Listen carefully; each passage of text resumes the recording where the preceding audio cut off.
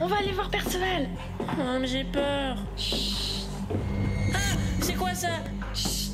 C'est les fantômes des chevaliers. Quoi? Mais... Ah! Tais-toi.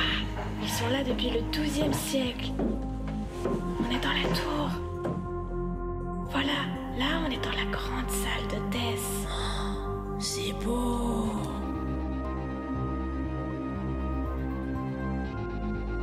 On dirait qu'ils sont encore là.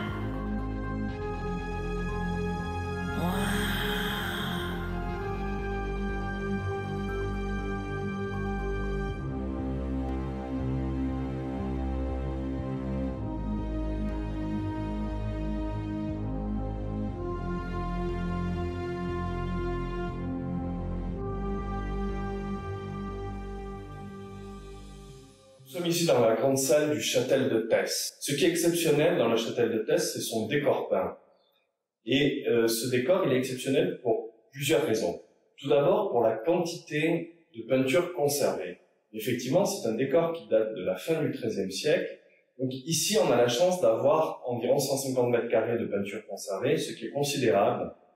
Et en plus de ça, ces peintures sont des peintures figuratives. C'est-à-dire qu'elles représentent une histoire.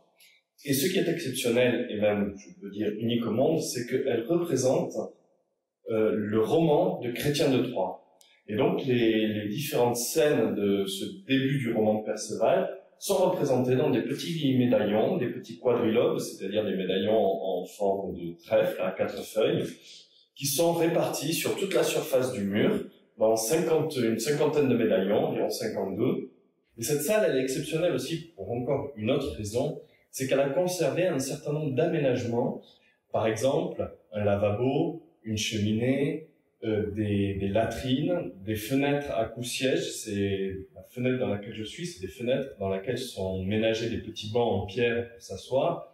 Donc tous ces aménagements sont conservés dans cette salle, ce qui donne une impression extrêmement unique, qui est celle de rentrer dans une pièce qui n'a pas bougé depuis le Moyen-Âge. C'est-à-dire on rentre dans une pièce telle qu'elle était à la fin du XIIIe siècle.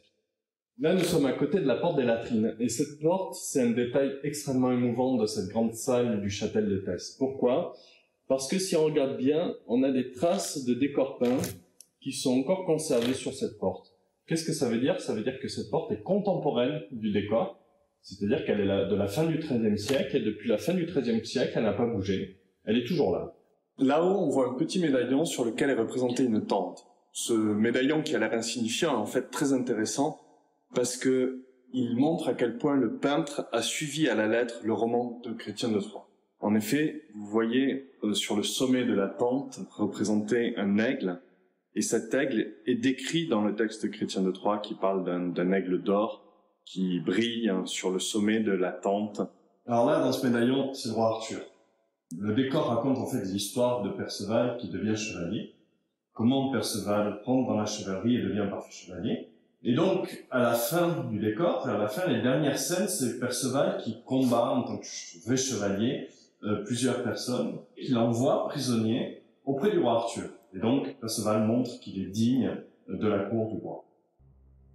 Alors vous voyez ce médaillon en haut, il représente Perceval une fois qu'il a quitté le château de sa mère, et sa mère lui a fabriqué un habit bien particulier, qui est un habit en cuir de cerf. Salut, moi c'est Perceval. Mais là, faut pas tenir compte de mon costume gallois. Je sais bien que j'ai l'air d'un glandu. Maintenant je suis un vrai chevalier, dicte le roi Arthur. Mais voyez dans quel état je suis, il faut m'aider, sérieux, il faut m'aider. Regardez ces fissures. Je vous assure que si on attend encore, ça va s'écrouler. Si ça c'est pas de la déliquescence. Ouais, c'est pas faux.